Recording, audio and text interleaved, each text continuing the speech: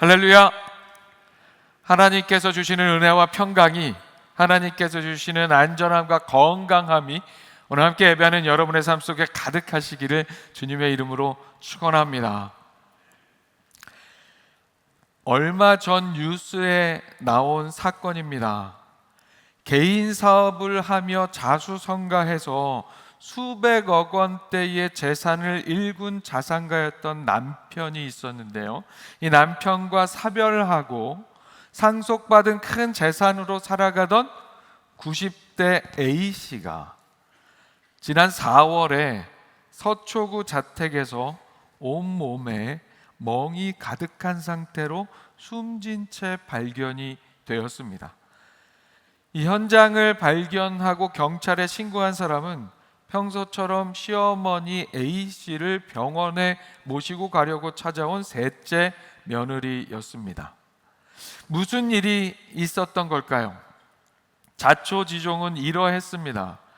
홀로 남은 A씨는 남편으로부터 상속받은 재산을 자신의 세 아들에게 각각 시가 100억 원 상당의 서초구 소재 4층, 5층 건물 등으로 사전 증여를 했습니다.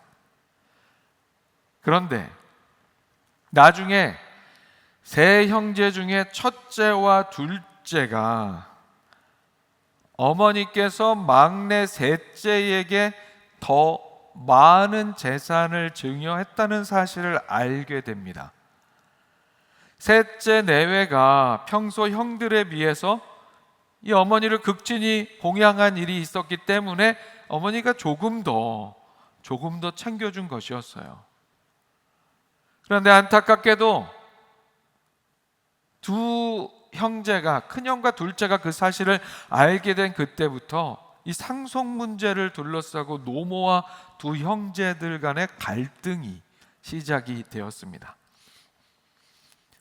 그러던 어느 날 두 형제가 왜 막내에게만 재산을 더 물려주냐며 어머니와 심하게 다투다가 결국에 어머니를 사망에 이르게 했던 것입니다. 두 아들은 어머니가 자해했다고 입을 맞춰 거짓 증언을 했지만 경찰은 수사 과정을 통해서 수집한 증거들로 두 아들의 폭력으로 어머니가 사망한 것을 확인하고 이 두 아들을 존속 상해치사죄로 재판에 넘겼습니다. 사랑하는 여러분, 너무도 안타까운 이야기가 아닐 수 없습니다. 여러분 이해가 가십니까? 두 형제가? 이해가 가세요? 야, 나 같았어도 그랬겠다 이런 마음이 혹시 드세요? 100억 100억씩 받았으면 됐지 뭐가 더 필요하다고. 저 같으면 그런 생각 해보는 거지. 모르죠. 저도 어떻게 됐을지는. 100억은 뭐 꿈도 못 꾸는 돈이니까. 그래도 그냥 생각해보면 100억 받았으면 다른 형제가 조금 더 받으면 어때요? 그런 생각이 드는데, 다른 사람도 아니고 동생이에요. 내 동생이에요. 다른 이유도 아니고 내가 더 하지 못했던 어머니 봉양하는 일을, 어머니 모시는 일을 더 정성스럽게 한 이유로 그렇게 어머니가 좀 더 챙겨준 건데, 그게 뭐 좀 어때서 그걸로 그렇게 그럴까요? 세상은 하루가 다르게 발전하고 있습니다. 스마트폰 하나로 세상의 모든 정보에 접근하고 각종 문화, 의학, 과학 등의 기술 발달이 우리의 삶을 더욱 풍요롭게 편리하게 만들어주는 세상을 우리는 살고 있습니다. 그런데 왜 이렇게 좋아지는 세상인데 이렇게 발전하는 이면에서 우리의 마음은 어째서 이렇게 더욱 황폐해지고 세상은 더욱더 악해져 가는 것일까요? 여기에는 중요한 이유가 있습니다. 그 이유는 우리가 우리의 삶에서 기본을 잃어가고 있기 때문입니다. 기본. 부모님을 사랑하고 공경하는 일은 왜 그렇게 해야 되냐는 그런 이유를 물을 필요도 없이 당연히 우리의 삶에 우리가 행해야 될 우리 삶의 기본입니다. 형제애도 마찬가지입니다. 이 세상의 다른 어떤 가치와 바꿀 수 없는 근본적인 가치입니다.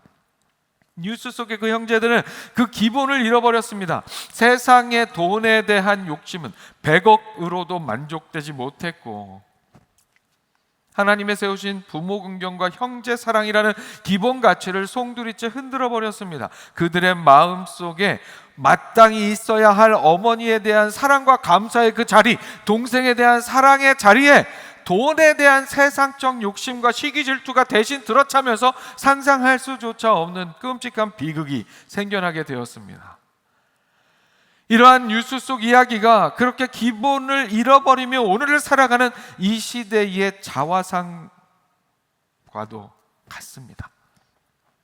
사랑하는 여러분, 하나님께서는 성경 전체를 통해서 우리가 잃지 않고 지켜야 하는 가장 중요한 기본이 무엇인지 말씀하고 있습니다. 분명하게 말씀하고 있습니다. 그것은 바로 사랑입니다. 예수님께서 이렇게 말씀하셨습니다. 내 마음을 다하고 목숨을 다하고 뜻을 다하여 주 너의 하나님을 사랑하라 하셨으니 이것이 크고 첫째 되는 계명이요 둘째도 그와 같으니 내 이웃을 내 자신같이 사랑하라 하셨으니 이 두 계명이 온 율법과 선지자의 강령이니라. 아멘. 하나님을 사랑하고 이웃을 사랑하는 것, 사랑이 우리 삶의 기본이고 우리의 삶의 기본이 사랑입니다. 부모 공경도 형제 우애도 모두 이 사랑이라는 대전제 안에 포함됩니다. 그러나 이 세상은 그 사랑을 점점 잃어가고 있습니다. 그래서 오늘 우리는 다시 한번 서로 사랑하자라는 표어로 살아가는 2025년을 지나보내며 다시 한번 이 사랑에 대해서 마음에 새기고 그 기본을 잃지 않는 삶을 향해서 심기일전하는 기회로 삼으려 합니다. 오늘 말씀을 통해 말씀대로 사랑하는 우리가 될 수 있기를 축복합니다. 화면 보시고 함께 읽어봅니다. 시작. 사랑이 우리 삶의 시작이자 본질입니다. 사랑하는 여러분, 오늘 설교 제목입니다. 사랑이 기본이고 기본이 사랑이다. 언뜻 같은 말 같으면서도 살짝 뉘앙스가 다른 두 문장이 하나로 모였습니다. 이 제목의 의미는 사랑이 곧 우리 삶의 모든 것의 기초와 시작이 되는 동시에 사랑 자체가 우리 삶의 본질이라는 뜻입니다. 우리의 삶이 사랑이 기초되지 않고 사랑으로 시작되지 않으면 소용이 없고 우리의 삶의 본질이 사랑이기 때문에 사랑하지 않으면, 사랑을 잃어버리면 우리 삶 자체가 아무런 의미가 없다는 그런 말씀입니다. 그래서 사랑은 우리 삶의 시작이자 본질입니다. 여러분, 최근에 회자되고 있는 스마트폰의 역설이라는 말 혹시 들어보셨나요? 초기의 휴대전화는 전화나 문자라는 기본에 충실했습니다. 지금의 휴대전화는 말 그대로 스마트폰입니다. 휴대전화 한 대가 웬만한 노트북이나 데스크탑 컴퓨터보다 비싸요. 왜 그렇습니까? 컴퓨터를 능가하는 수많은 기능을 하나의 기기에 담은 첨단 기술의 집약체가 바로 스마트폰이기 때문입니다. 하지만 이게 기능이 너무 많아지다 보니까 역설적인 현상이 나타납니다. 우리 부모님 세대는 복잡한 기능에 어려움을 느끼고 젊은 청년 세대조차도 모든 기능을 다 쓰지를 못합니다. 오히려 때로 불필요하기도 한 너무 많은 기능들 때문에 피로감이 느껴지기도 합니다. 또 그렇게 모든 게 담겨있는 기기다 보니까 스마트폰 하나 해킹 당한 것으로 인해서 엄청난 재산을 다 날리게 되는 일들도 벌어집니다. 그래서 그런지 얼마 전에 제 친구들 이렇게 모여있는 카톡방에 그런 일 없도록 이런저런 기능을 요즘 스마트폰은 나도 모르는 이런 기능들이 있는데 이걸 다 체크해야 안전하다고 알려주는 그런 영상을 보내줬어요. 이게 굉장히 복잡하더라고요. 저도 보면서 하나하나 다 따라서 그렇게 체킹을 다 해놨어요. 모르는 내용들이었어요. 근데 다 끝나고 보니까 그게 어르신들을 위한 프로그램이었더라고요. 근데 어르신이 아니라, 저는 어르신은 아닌데 저에게도 너무 중요한 정보가 되는 거예요. 전에 처음 휴대전화가 나왔을 때는 전혀 신경 쓰지 않아도 되는 그런 기능들이에요. 이런 배경에서 최근에는 라이트폰이라고 하는, 미니멀리즘 폰이라고 하는 이런 것들에 오직 전화, 문자 혹은 이메일 정도의 정말 필수적이고 기본적인 기능에만 집중한 기기들이 다시 주목을 받고 있습니다. 복잡함에서 벗어나 연결이라는 기본으로 돌아가고 싶은 사람들의 요구가 반영이 되고 있는 거예요. 여기서 우리가 생각해 볼 기본에 대한 중요한 핵심이 있습니다.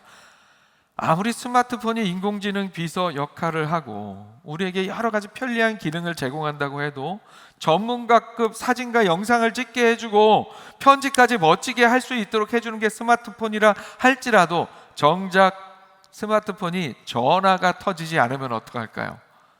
그렇게 되면 이 스마트폰은 더 이상 전화라고 할 수가 없습니다. 전화기라고 할 수 없죠. 스마트폰은 연결이라는 전화 기능으로 시작했고, 동시에 스마트폰의 모든 첨단 기능은 통화라는 본질을 잃지 않을 때 비로소 의미가 있는 거예요. 우리의 인생도 마찬가지, 우리의 삶도 마찬가지입니다. 사회적 성공, 부명예, 지식, 어떤 이런 세상적인 우리의 삶을 풍요롭게 하는 것들은 스마트폰에 함께 있는 첨단 기능과 비슷해요.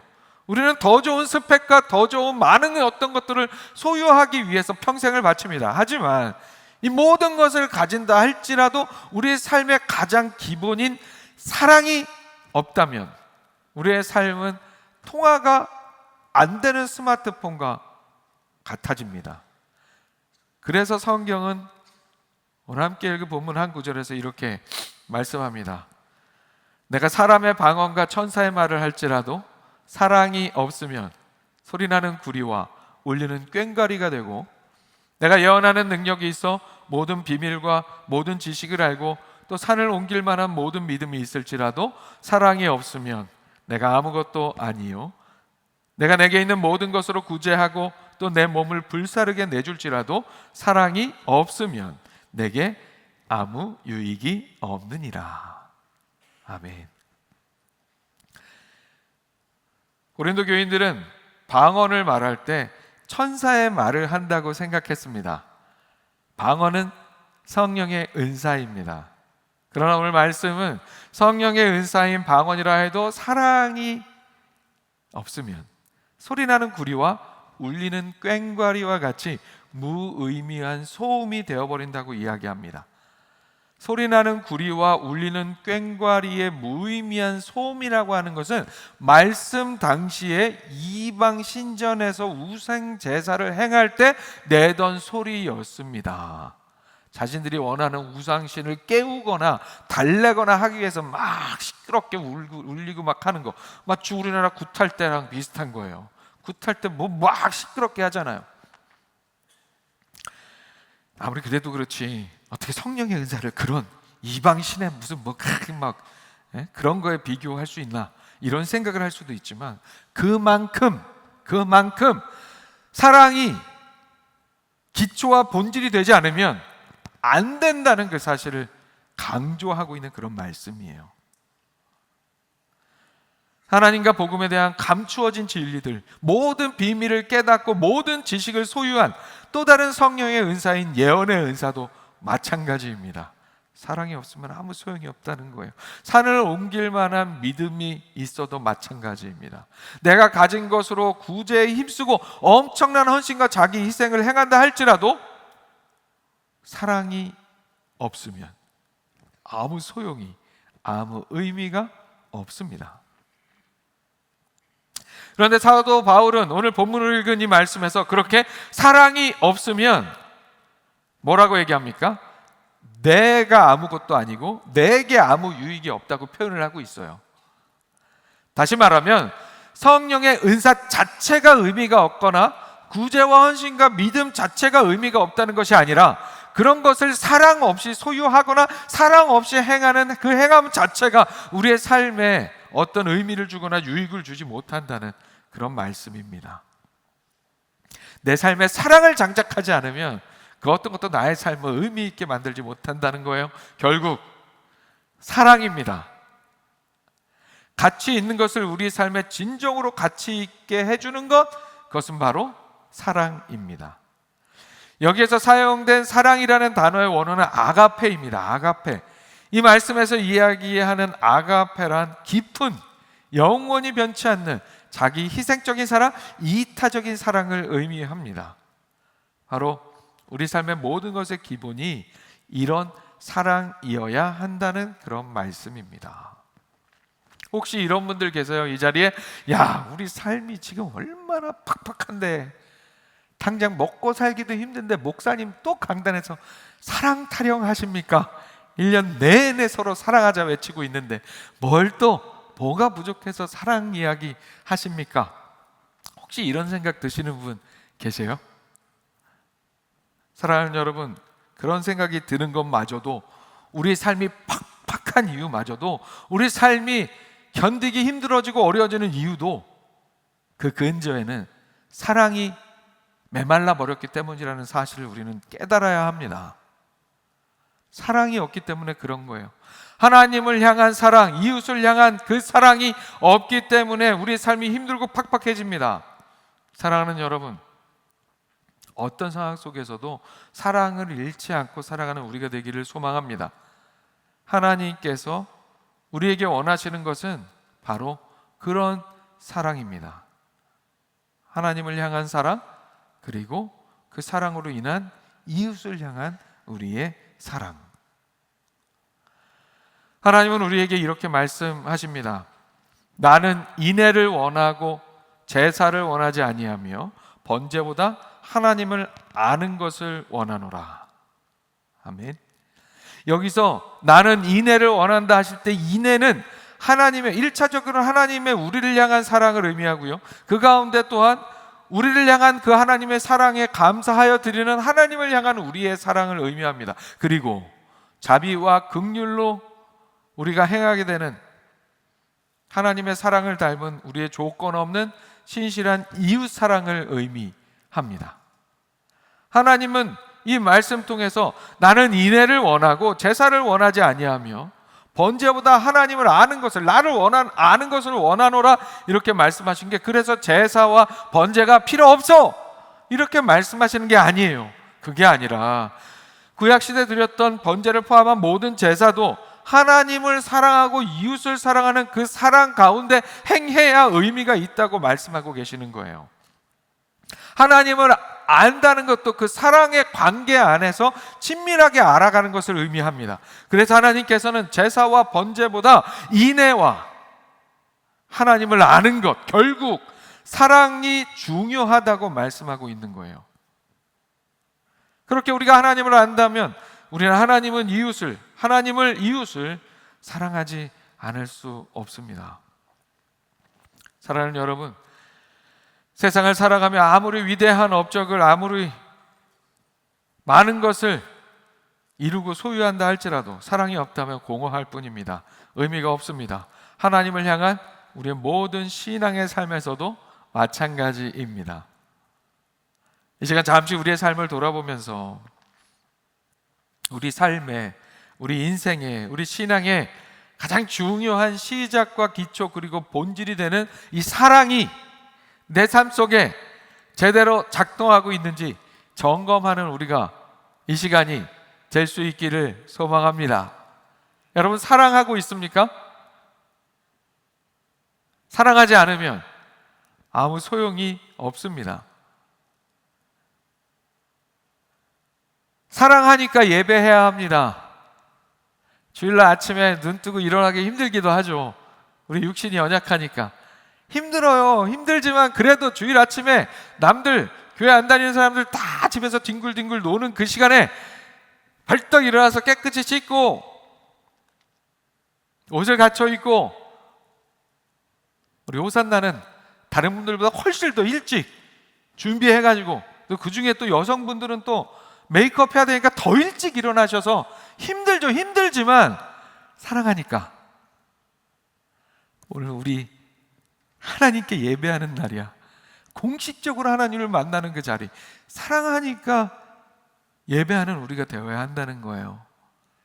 사랑하니까 헌신해야 합니다. 사랑하니까 수고해야 합니다. 사랑하니까 함께하고, 사랑하니까 모이기에 힘쓰고, 사랑하니까 서로 돕고, 그렇게 사랑해서 하나 되는, 사랑하기 때문에 살아가는, 사랑하며 살아가는 우리 모두가 될 수 있기를 축복합니다. 한번 보시고 다시 한번 함께 읽습니다. 시작.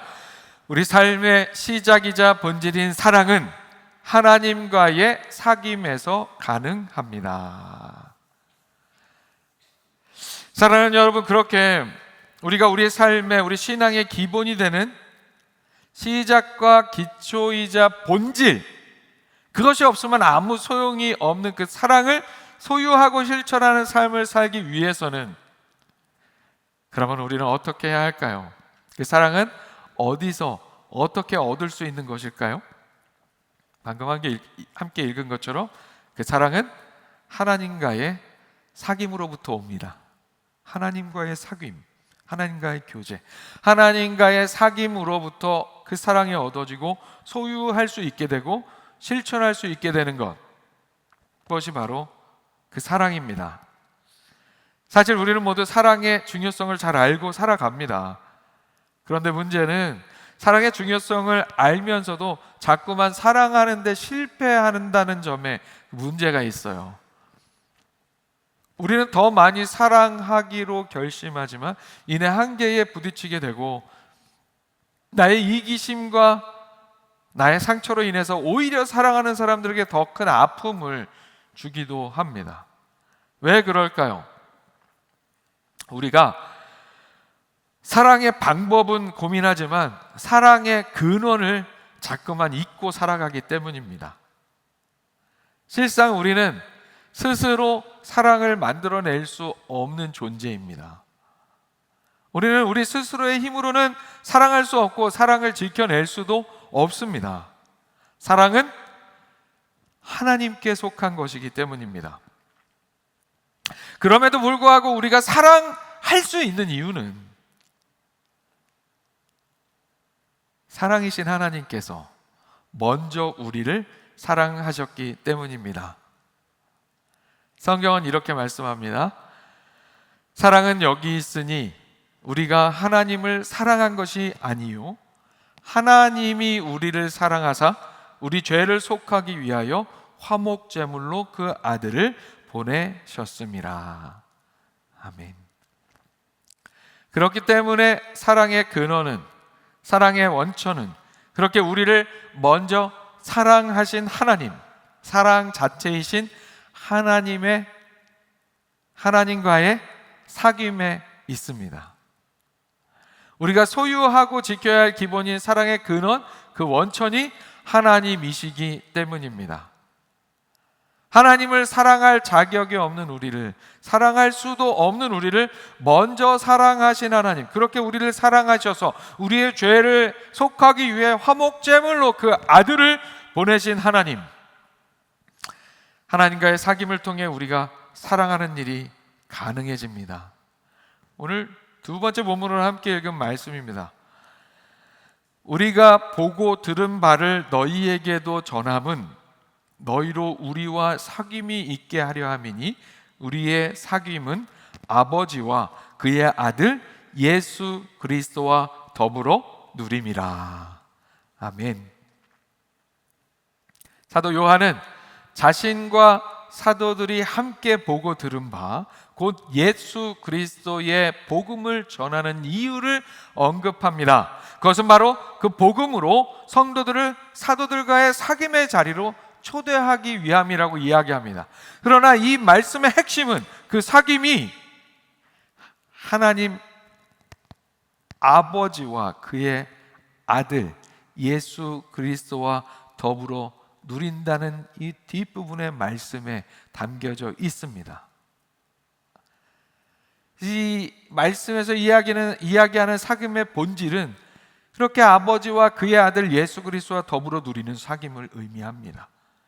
이 말씀 속에 사귐으로 번역된 헬라어 코이노니아는 단순히 그냥 만나서 교제하는 차원을 넘어서 생명을 나누고 모든 것을 공유하는 깊은 연합의 상태를 의미합니다. 성도들 간의 진정한 사귐은 인간적인 노력이나 친분에서 비롯되는 것이 아니라 하나님과의 사귐에서 흘러나오는 결과물입니다. 우리의 노력만으로 맺는 사랑은 금세 마르고 변질되지만 하나님과의 사귐을 통해 흘러나오는 사랑은 무조건적이고 영원한 진짜 사랑이 됩니다. 사도 요한이 복음을 전한 이유도 바로 이것입니다. 자신이 먼저 하나님과 누리는 이 생명의 사귐 속으로 다른 성도들을 초대하여 그들도 하나님으로부터 오는 참된 사랑과 기쁨을 누리게 하기 위함이었습니다. 우리가 예수 그리스도를 통해 성령님의 도우심으로 하나님 아버지와의 생명력 있는 관계를 누리며 살아갈 때 그 관계 안에서 다른 성도들과도 모든 이웃들과도 진정으로 사랑할 수 있다는 그런 의미의 말씀입니다. 즉 하나님과의 사귐이 모든 사귐의 전제와 본질이 된다는 거예요. 우리가 하나님과의 깊은 사귐의 자리에 나아가 있을 때 우리는 비로소 참된 사랑을 경험하고 누리고 나눌 수 있습니다. 사랑하는 여러분, 우리는 본래 하나님과의 온전한 교제 안에서 하나님과의 온전한 사귐 안에서 살아가는 삶으로 창조가 되었습니다. 하나님의 존재성 자체가 삼위일체이신 하나님의 존재성 자체가 관계적이신 분이라고 제가 종종 자주 말씀을 드렸습니다. 성부, 성자, 성령 삼위의 하나님께서 완전한 관계 안에서 일체로 한 분으로 계신 분이 바로 우리의 하나님이십니다. 그런 삼위일체의 하나님께서 하나님의 형상대로 우리를 창조하시고 그 관계 안으로, 그 사귐 안으로 우리를 초대해 주셨습니다. 창세기 1장 26절에서 이렇게 말씀합니다. 하나님이 이르시되 우리의 형상을 따라 우리의 모양대로, 우리의 형상을 따라 우리의 모양대로 우리가 사람을 만들고 그들로 바다의 물고기와 하늘의 새와 가축과 온 땅과 땅에 기는 모든 것을 다스리게 하자 하시고. 하나님께서 천지를 창조하실 때 다 말씀으로 명령하여 창조하셨습니다. 빛이 있으라. 빛이 있었어요. 물이 한 곳으로 모이라. 묻이 드러나라. 나무를 내라. 땅에 짐승을 내라. 등등 그렇게 말씀으로 이 세상을 창조하셨어요. 그런데 우리 인간을 창조하실 때는 삼위일체 하나님께서 그 완전한 관계 안에서, 그 관계 안에서 상의하면서 우리를 만드셨어요. 그렇게 하나님께서는 그 관계성 안으로, 하나님 당신의 존재의 의미 자체인 관계성 안으로 우리를 창조하시고 우리를 초대해 주셨습니다. 그런데 어떤 일이 벌어졌습니까? 우리의 죄 때문에 그 관계가 깨어지고 우리는 더 이상 그 사귐 안에, 그 관계 안에 있을 수 없는 존재가 되었습니다. 하지만 사랑이신 하나님께서는 그런 하나님과의 교제를 뿌리치고 죄로 인하여 타락해버린 존재인 우리를 그대로 버리지 않으시고 독생자 예수 그리스도의 십자가를 통해 우리의 죄를 해결해 주심으로 우리를 다시금 하나님과 화목한 그 사귐의 관계 안으로 들어갈 수 있게 초청해 주셨습니다. 그러므로 하나님과의 온전한 사귐 가운데 있는 삶이라고 하는 것은 예수 그리스도를 믿음으로 우리가 구원받게 되는 삶을 의미합니다. 또한 사도 바울이 표현한 것처럼 우리의 일상의 삶에서 두렵고 떨림으로 우리의 구원을 이루어가는 구원받은 자다운 삶을 살아가는 것을 의미하기도 합니다. 하나님과의 온전한 사귐 가운데 있다는 것은 바로 그런 삶을 의미합니다. 우리는 예수 그리스도의 십자가로 인하여 구원받아 이제 하나님과 화목한 하나님과의 사귐의 관계 안에 거할 수 있게 되었습니다.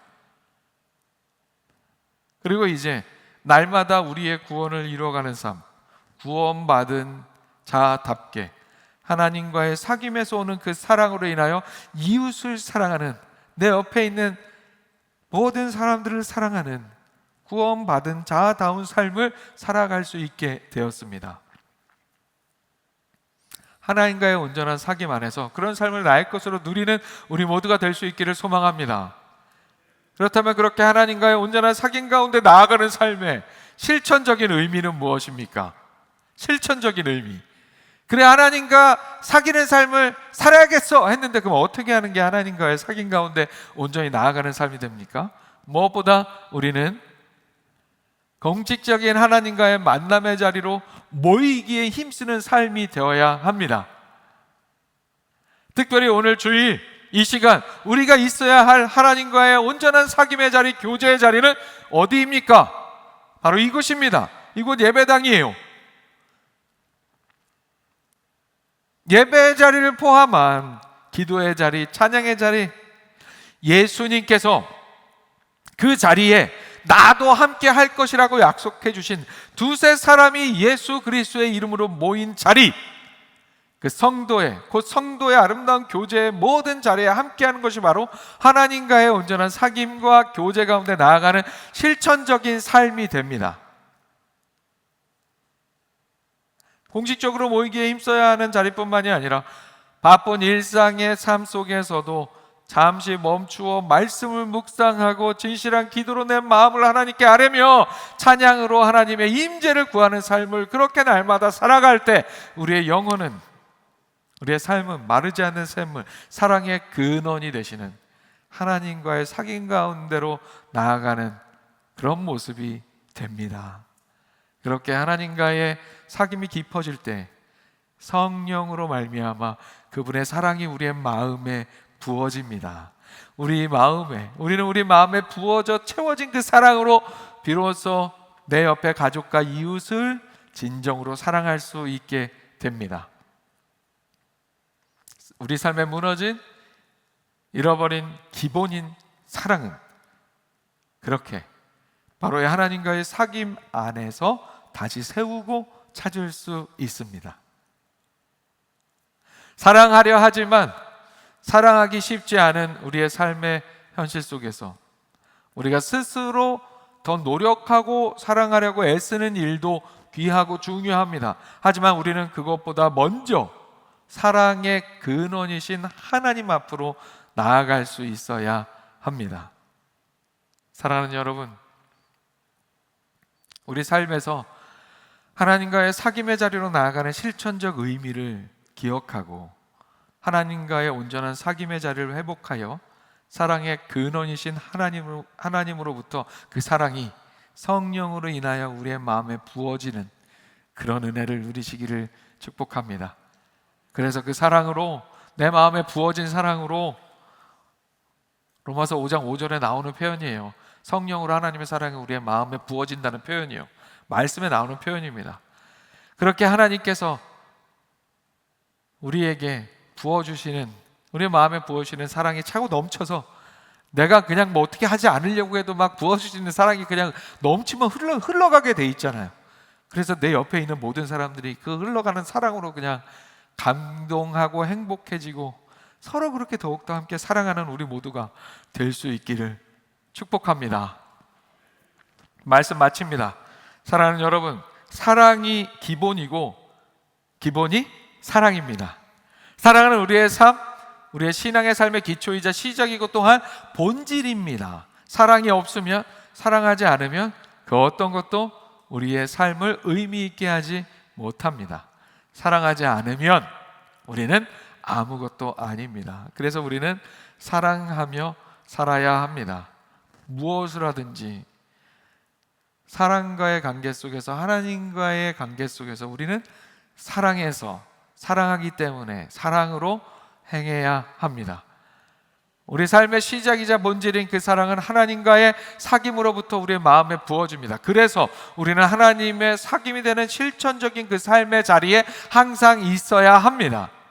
그런 삶을 살아갈 때 하나님으로부터 그 사랑이 성령으로 인하여 우리의 마음에 부어져 진정으로 사랑하는 우리의 삶이 될 수 있습니다. 내 힘으로 막 내 노력으로 사랑하려 하지 않아도 내 마음에 성령으로 부어지는 그 사랑이 차고 흘러 넘쳐서 내 주변을 다 사랑으로 가득 채워갈 수 있습니다. 여러분, 사랑이 밥 먹여줍니다. 사랑이 답입니다. 오늘 말씀 기억하며 우리 모두 그렇게 사랑하며 살아가는, 그래서 의미 있고 가치 있는 신앙의 삶을 이루게 되는 우리 모두가 될 수 있기를 주님의 이름으로 축원합니다. 아멘. 기도하겠습니다. 사랑과 은혜 하나님 아버지, 오늘도 하나님께 드리는 예배 가운데 말씀으로 임재하여 주시니 감사합니다. 오늘 우리는 다시 한번 하나님께서 주시는 사랑에 대해서 말씀을 나누었습니다. 오늘 주신 말씀 기억하며 사랑이 우리 삶의 기본이며 그 기본이 사랑이라는 사실, 사랑이 우리 삶의 모든 것의 시작과 기초가 되어야 하고, 또한 사랑이 우리의 삶의 본질이 되어야 한다는 사실을 마음에 담고 그 사랑의 근원이 되시는 하나님과의 온전한 사귐의 관계 안에 거함으로 사랑을 우리 삶에서 소유하고 실천하는 우리 모두의 삶이 되게 하여 주시옵소서. 그래서 이 땅에서의 우리의 삶이 사랑으로 인하여 의미 있고 가치 있는 신앙의 삶 되게 하여 주시옵소서. 주시는 모든 은혜에 감사드리며 예수 그리스도의 이름으로 기도합니다. 아멘.